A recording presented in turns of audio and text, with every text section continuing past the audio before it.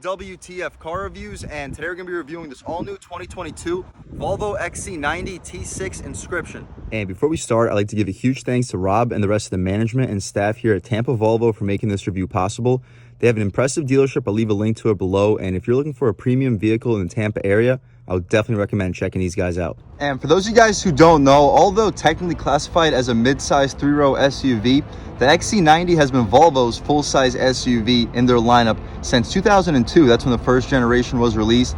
Fast forward to 2015, the second generation XC90, which you see here, was released. And for 2021, we received a nice facelift. Here for 2022, the XC90 is available in 5 different trim levels, 4 for the T6 and 1 for the T5. The T5 will be the Momentum trim starting at $50,000. Featuring a reasonably potent 2-liter 4-cylinder turbocharged engine making 250 horsepower and 258 pound-feet of torque.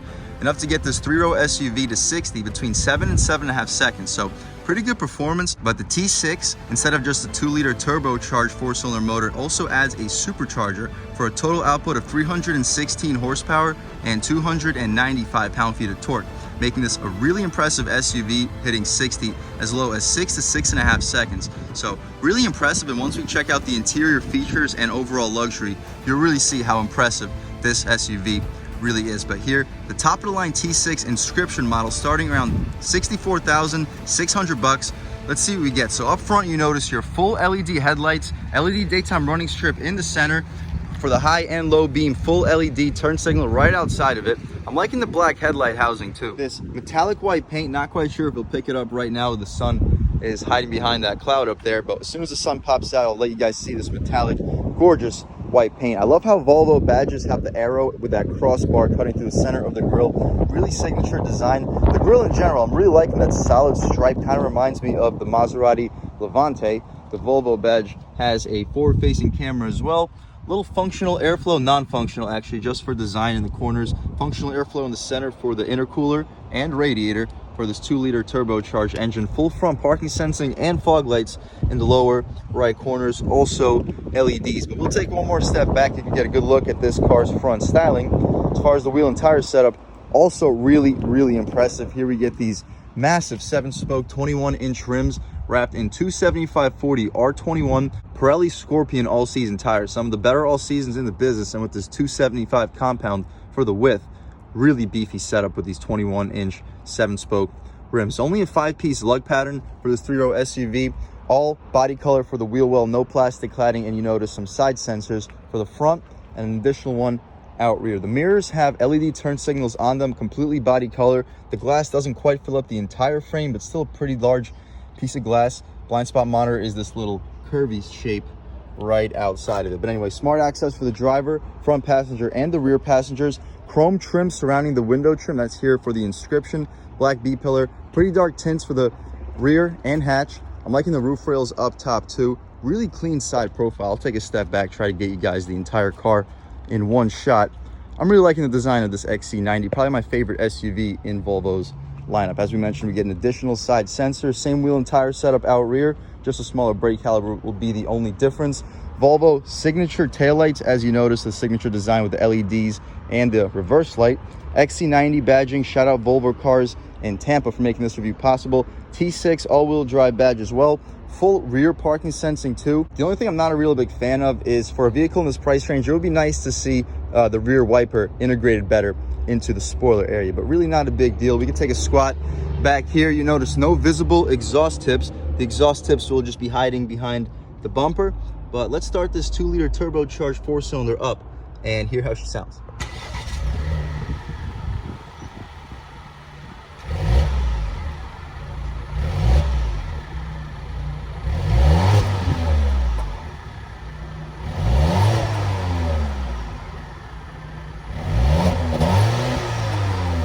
All right, guys, that was, of course, the sound of the 2-liter turbo sold by Volvo for this 2022 XC90.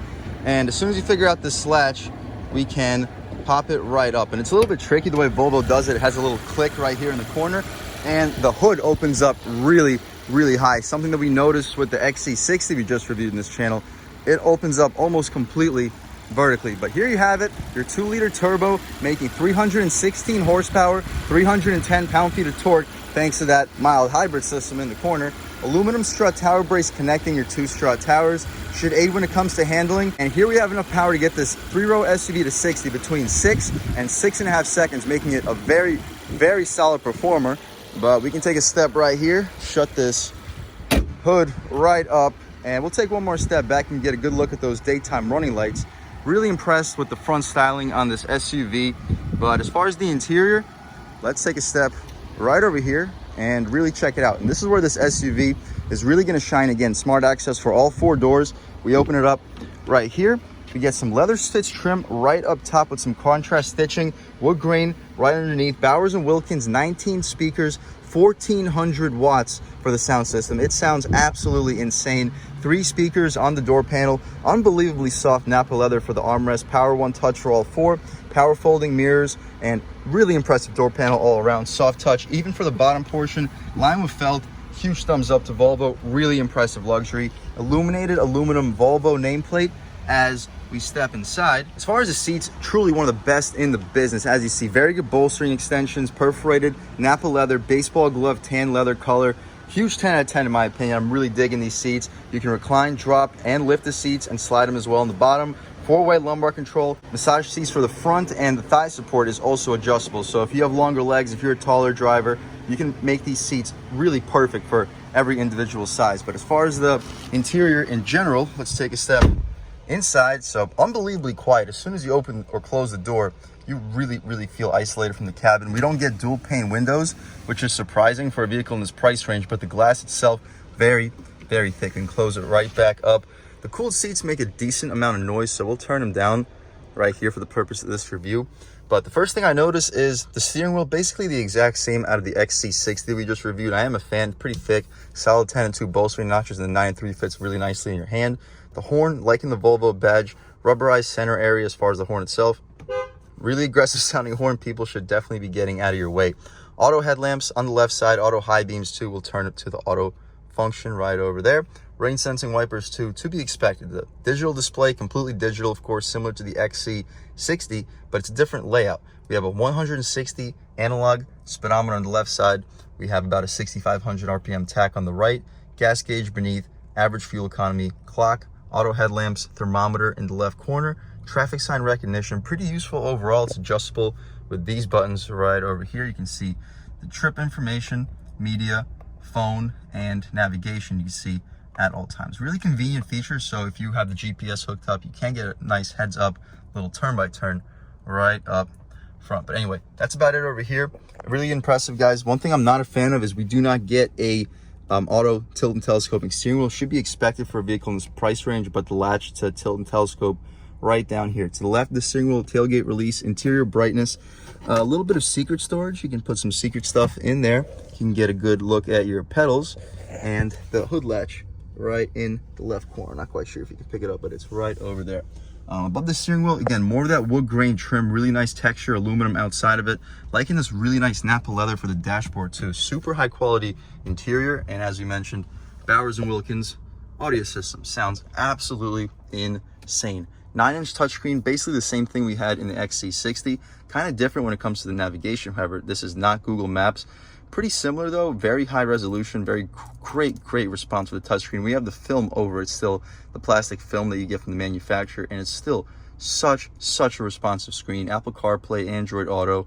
We can hopefully get a good look at all the features that are included here. So as you see, Apple CarPlay, Android Auto, car status, driver performance, messages, sound experience.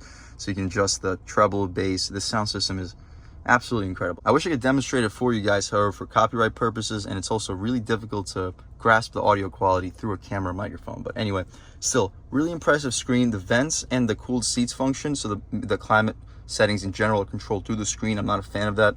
I wish that we had more climate buttons down here. We do get the defroster information. You can skip and pause and change the volume of your songs down here, which is nice. However, it would still be nice to get the full climate adjustments manual with buttons down over there. That Napa leather continues for where your knee will often rest. Super soft, all surrounding your gear selector. Real gear selector, unlike what we had in the XC60 that we just reviewed, but still really impressive over here. We have manual shift controls, no paddle shifters. To shift manually, you can downshift and upshift in the improper directions, but still nice to get manual shift controls for this 8-speed transmission. As far as the backup camera, you can take a good look at it right here. Pretty good resolution, honestly, one of the best in the business. And you press this button beneath, we get a full 360 camera. You can see both of your blind spots too. You simply just press them on either side, slide back. Kind of confusing on how to get back, but okay, there we go. Press this button, back. Yeah, so it doesn't always respond right away, but once you figure out, I'm sure you get used to it. Forward facing camera too. So you just keep like playing with it. Eventually it goes back and you have your rear view camera right back over here. Full parking assist too. You can park in, park out, or parallel park. Really useful features overall.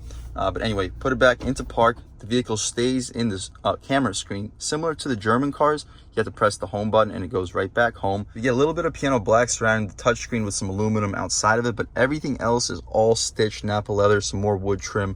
Beautiful tan leather for where your knee will often rest. Pretty soft armrest. However, we really don't get that many USB or USB ports back here. The only USB ports are inside of the center console. 2 USBs, no USB-Cs. Complete flip-flop compared to the XC90 we just reviewed. Engine start stop, parking brake, auto hold, 2 cup holders, good spot for a phone. Pretty impressive overall, guys. We can open up this glove box as soon as we figure it out. So there's actually no button on the glove box itself. To open up the glove box, the button is right over there. And it shoots right open. Outline felt pretty massive when it comes to storage too. I would expect you to fit at least like 20-25 license plates with no problem. And the surrounds for the glove box are all soft touch. Super impressive when it comes to luxury and features. Frameless mirror, 3 garage home link settings on it. To open up this moonroof, you just pull the screen, double click, and the screen opens up completely for you, exposing an absolutely massive piece of glass. Just about the same size as the XC90, but really impressive moonroofs in these Volvo SUVs. We can open it right up by double clicking it one more time, see how far it actually opens. And it seems pretty impressive. I think we have a little bit more in it. Yes, we do. Pretty beautiful day today in Tampa, Florida. It's sunny and about 80 degrees, but we can shut this thing right back up. We'll leave the shade open so you guys can get a good sense of the light that is brought into this cabin thanks to this moonroof. But that's about it. We can check this window sticker, see any features that I may have missed. Of course, here we have our XC90 T6 all-wheel drive inscription, 2-liter super and turbocharged direct injection engine, 8-speed Geartronic automatic transmission with start-stop, 316 horsepower and 295 pound-feet of torque, all-wheel drive with instant traction, electric power assisted steering, adjustable drive mode settings, which you see right over here. We get eco, comfort, dynamic, and off-road. We'll start this review in comfort and then transition into dynamic and just see what the overall differences are. Double wishbone front and rear integral axle suspension, anti-locking braking system, hill start assist, advanced electronic stability control. 20-inch alloys come standard. However, we have upgraded 21-inch rims here. 12.3 digital driver display, 9-inch integrated Sensus Connect touchscreen featuring smartphone integration, Apple CarPlay, Android Auto, and Sensus Navigation Pro. Volvo Cars app with 4-year complimentary subscription, includes mobile app with remote lock, unlock, Wi-Fi hotspot, and complimentary trial subscription. 2 front USB-A ports, 2 rear USB-C ports, Harman Kardon premium sound standard. This vehicle has the 19-speaker Bowers & Wilkins sound system with 1400 watts. Safety and security features these LED headlamps with daytime runners and auto high beams, LED front fog lights with cornering, blind spot information system with steer assist, cross traffic alert with auto brake, pilot assist, driver assistance system with adaptive cruise control, collision avoidance featuring low and high speed collision mitigation, detects vehicles, pedestrians, cyclists, and large animals. Driver alert control, run off road protection and run off road mitigation, lane departure warning, lane keeping aid, oncoming mitigation by braking, front, side, and curtain airbags with driver's side knee airbag, whiplash protection system, whips in the front seats, connected safety, slippery road, and hazard light alert. Vehicle really loaded with safety and security features. Volvo is really famous for that. Luxury and convenience features 7-passenger seating, laminated panoramic moonroof with power sunshade, Napa leather upholstery or tailored wood blend seating surfaces, ventilated front seats which are not available with the wood blend seats, bright chrome bars in the front grille with chrome window trim, integrated roof rails, inductive smartphone charging, wood deco inlay, power front seats with front seat memory included, power lumbar cushion extension and side support, which is only available in the Napa upholstery too, keyless entry with drive illuminated door handles, front and rear park assist, home link garage settings, 4-zone auto climate control, hidden tailpipes. That's about it, guys. Accessories are all here. You can take a pause, take a look at all of those. Pricing, base price on this inscription all-wheel drive T6 XC90, $64,600. The Inscription also features bright chrome bars in the front grille, chrome window trim, Napa leather or tailored wood upholstery, vented front seats, power front seats with power lumbar memory, power adjustable side support, front seats only, not for the rear, power cushion extension, front seats, heater front seats, wood deco inlay, 20-inch Inscription alloy wheels. Again, we have upgraded 21s. Tailored dashboard with upper door panels, interior high-level illumination, Sensus Navigation Pro, Harman Kardon sound system, which we upgraded, 4-zone auto climate control, all that. This vehicle also has a $1,700 lounge package, which includes backrest massage front seats, no-buck headliner. This headliner is also a different high-quality material, very premium look. You don't see that very often, but you do have to pay $1,700 for the lounge package for that to be equipped. $1,650 gets us the advanced package, which includes the graphical heads-up display, which I'm not sure if you can pick up on camera, right over there. Pretty decent heads-up display, competitive with BMW and Mazda. 360 surround view camera, air quality, and advanced air cleaner, all coming along the $1,650 advanced package. Grocery bag holder for $300, luggage cover $330, metallic paint $695, protection package Premier $770, $300 for the integrated center booster cushion. Bowers & Wilkins sound system is $3,200. I probably would not recommend going with it. Although it sounds incredible, the standard Harman Kardon system is still really, really impressive, and you don't have to pay $3,200 for it. Park Assist Pilot for $200, $1,800 for this air suspension. We'll check that out once we take it out for a drive, see how luxurious this vehicle really feels with this air suspension. The 20 and 21-inch rims are an additional $800, $1,100 for the destination. Total vehicle price $77,435. So pretty expensive SUV, but absolutely loaded with features. I don't think there's anything available nowadays that this vehicle doesn't have. 22 combined MPGs, 19 city, 27 highway. Not too bad on gas, guys, for a 2-liter engine with a supercharger and a turbo. It's tough to get the best fuel economy. That's why I'm kind of surprised it didn't just go with like a 6-cylinder turbo for this car. But we'll see how it performs once you take it out for a drive. That's about it for this front seat. Let's check out the back real quick. All right, guys, stepping in the back seat of the XC90 T6 Inscription. Again, smart access for the rear. Stepping inside, we still get the stitching for the upper part of the door panel. Nice sunshade too. 3 speakers, even for the rear, for your Bowers & Wilkins sound system on the door panel. Wood trim with aluminum beneath it. Really satisfying resistance for the grab handle. This button controls the lock function. Auto One Touch, super soft Napa leather armrest, and some soft touch material for the lower portion as well. No felt, however, but still nice to have the soft touch.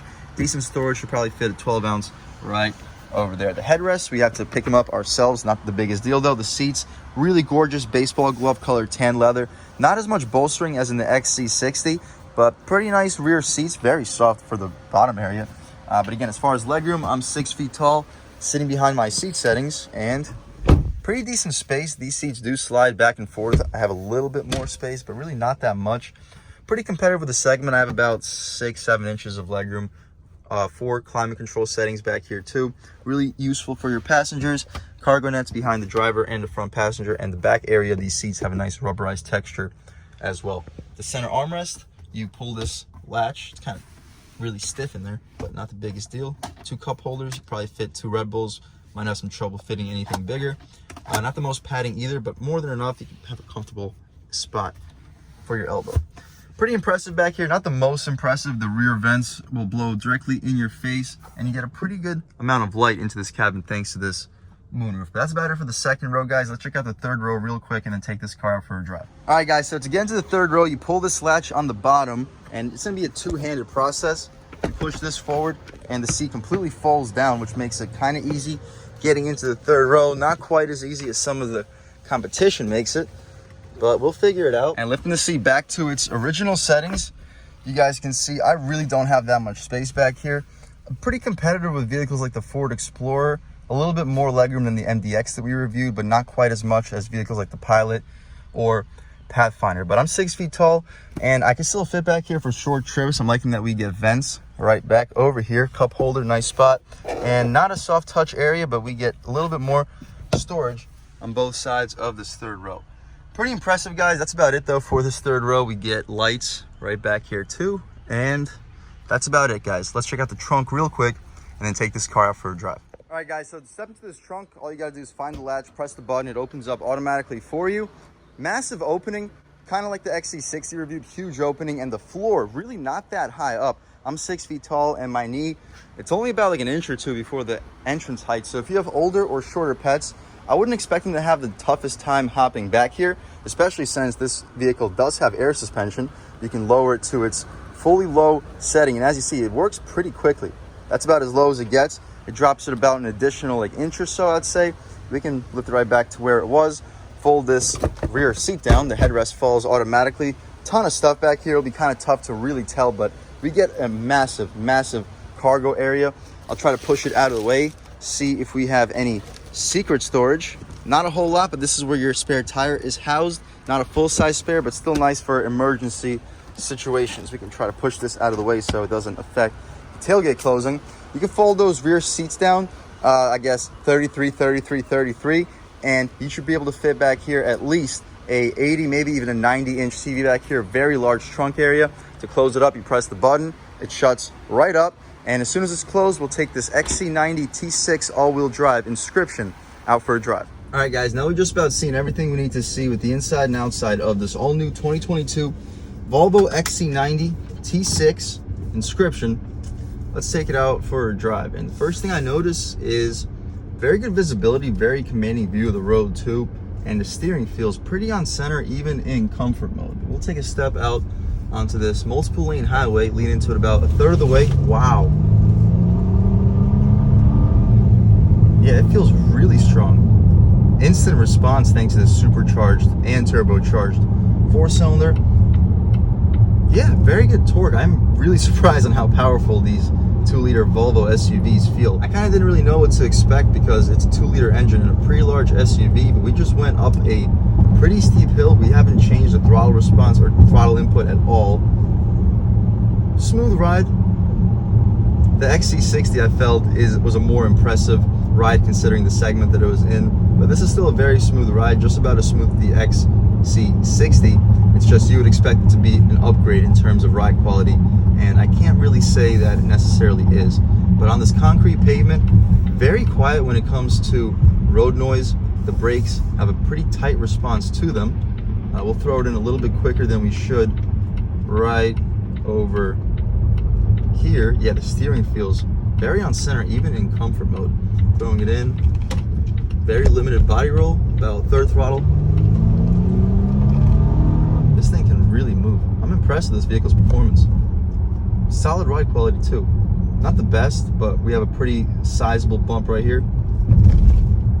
You feel a little bit, you hear a little bit, but it feels very, very luxurious still, nevertheless.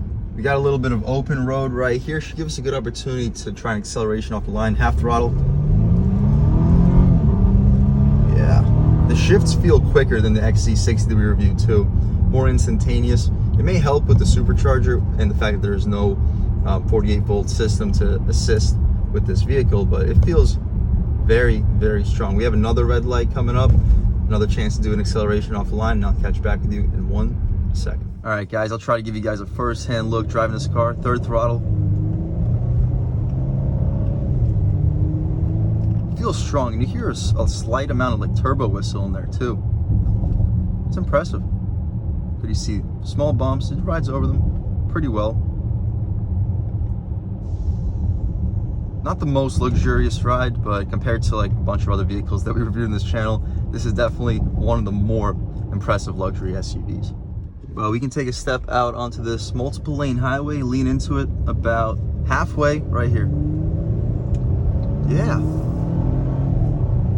This thing can pick up speed with just half throttle. We'll throw it in a little bit quicker than we need to. Right here, the brakes work real good. Throwing it in. Very limited body roll, third throttle. Nice, go to about 3,500 RPM. It feels really strong. And on this concrete pavement, pretty quiet when it comes to road noise, comparable to the XC60. This SUV doesn't feel like it's much more luxurious in terms of ride quality and isolation than the XC60. It's basically just a bigger version of the same car. But I was really impressed with the XC60, so this is still a fantastic car to drive. I'll try throwing it into sport mode, see what the differences are in sport as soon as we figure out where it is. Right here, drive modes, dynamic mode, and okay, so the vehicle immediately lowers itself about an inch for its air suspension mode. We'll try an acceleration right here off the line and on the gas. Ooh, Yeah, once you cross about like 3,000 RPM, this car really turns it up very impressively, because the supercharger, turbocharger, and the GDI 4-cylinder work together and make a very, very impressive surge of power. Right here, bumps, barely feel them. Very comfortable ride, guys. Super quiet. This is some really rough concrete pavement, and this SUV does a fantastic job remaining luxurious. Right here, the steering gets a little bit heavier in dynamic mode. Not much, not very noticeable, and we still don't lose our overdrive gears. Turning radius, sharp, not quite as sharp as the XC60, and we also get a little bit more body roll, but both would be expected. Third throttle. Once that boost kicks in, this thing is a real beast. We'll try one more acceleration off the line. Right here, come to a complete stop. It's impressive, guys. I'll try out these manual shift controls too, see how quickly they respond. But right here, first gear, off the line. Yeah. Responsive.